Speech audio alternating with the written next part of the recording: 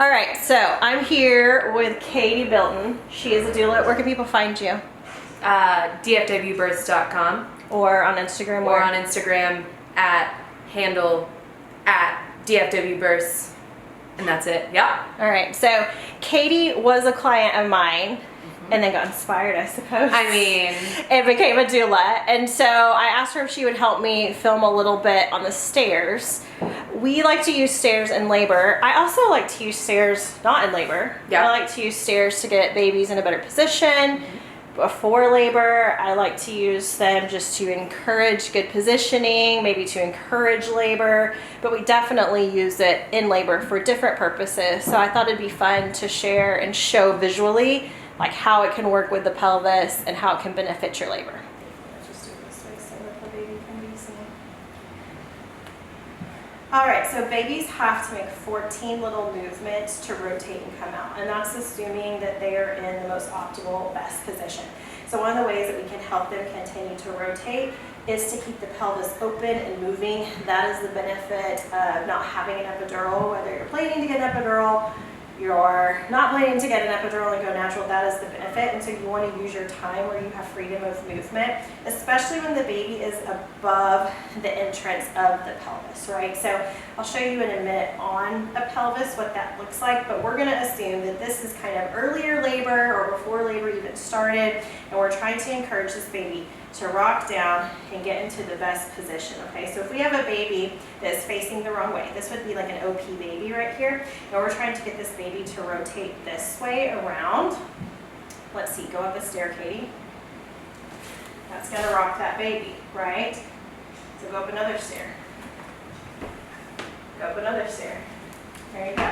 So you've got that baby rocking its way and burrowing down to where it needs to go. Let me show you on a pelvis. So ideally, we want a baby to come out this way. See how it fills up the pelvis well? If you've got a baby that's trying to come this way, it's not going to fit as easily. It might eventually. And that's where, say we open up this pelvis or we move the pelvis around, that's going to allow the baby to spin and come out the way that we need to. So there's lots of different openers, but I like stairs because it gets you open. so one way to imagine it is that your pelvis is like a lock and your baby is like a key. And the point of moving during labor is that we're able to shift and change the diameter of that pelvic inlet, so that ideally your baby and your pelvis can kind of just click together, and it can allow your baby to descend. Even in the mid pelvis, right? We change diameter. We've got now the widest point is in the diagonal. And so we're going to move and do different things to encourage your baby to descend. And then when we get to the outlet, we're going to do the same thing. It's going to all be just moving your pelvis, changing diameter, so that way that your baby can make their descent. I once had a doula tell me that I play baby Tetris. Did I Oh ever yeah, tell you that? no, you didn't tell me that. Yes, Leslie. She was like, Keisha, you like to play baby Tetris because we are truly trying to get that baby to fit perfectly. And depending on the position of the baby, it actually depends on the diameter of their head. Right. So you're first of all looking at the pelvis, which is the part we can do to change, right? Walking stairs, doing lunges, getting in squats, doing all these things.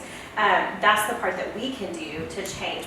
So when you're looking at your late, like you're going past your due day, and you're like, I am just so ready to have this baby, and so people are like, I'm gonna go walk my tail off. I went and walked 5 miles.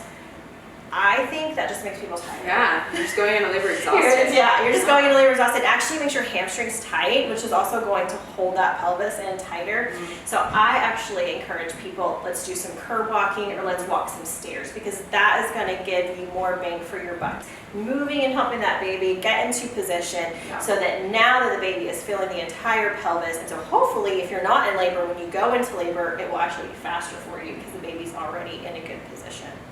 So Caty brought up a good point of something that I had shared with her about the proper way to do curb walking, but it also applies to doing stairs. So actually, why don't you show, since you're a pro doula now, what's the best way? Should I do just one step? Because when it's like a million degrees in Texas right now, nobody wants to go outside and do curb walking. I don't want you to go outside and do curb walking. You'll get dehydrated. You'll send you into labor. You don't want a dehydrated labor.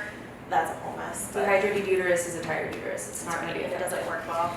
So I often encourage clients to do curb walking on their stairs, not even walking up the stairs. I make it something as simple as just being on a step, watching your favorite show, and spending, 10, 15 minutes just just curb walking inside. Yeah. But the key is, what Keisha taught me, is that when you come down, you kind of let that momentum kind of carry your hip out, and that actually helps stretch your hip flexors. Yeah, your hip flexors and that psoas, and because really what's going on inside of you, you've got all these bands that can get really tight and short, and that in and of itself can hold a baby up in a malposition.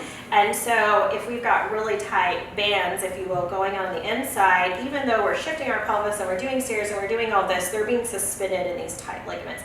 So when you are going up the stairs sideways, or if you're curb walking, that's something you want to do. So she's basically lifting her leg up. So she is got that shift, she's got that shift on the stairs where she's moving her hips, but when she comes back down, she's letting that psoas drop and using gravity to elongate the psoas so that now we're creating more space for the baby.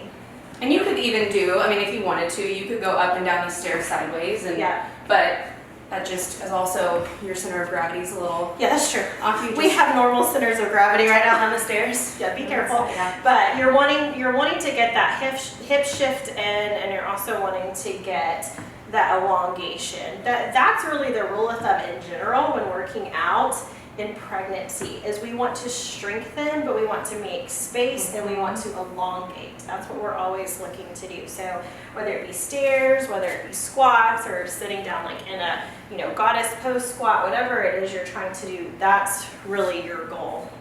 That's what we have to say about stairs. That's all I have to say about stairs. Okay, thanks.